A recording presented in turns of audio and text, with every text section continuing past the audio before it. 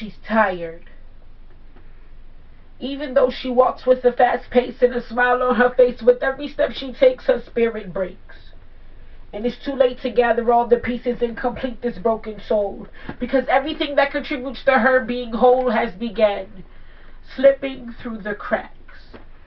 Steady striving, trying to survive while being deprived of the very life she lives, and wonder why the tears that she cries never seem to dry when it's more that she gives.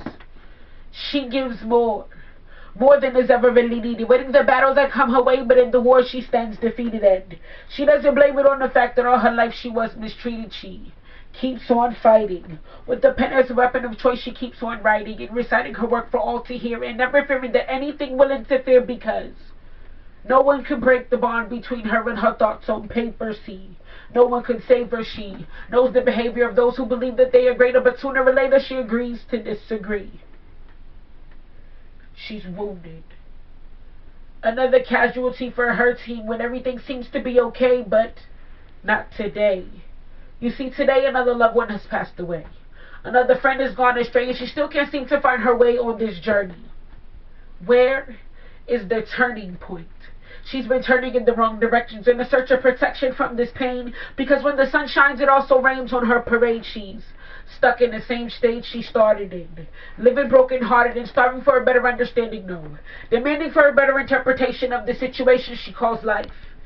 Is it all about the struggles and strife, thinking that everything is going right when it's been wrong, and everybody saying to be strong, but surely they do not know her story.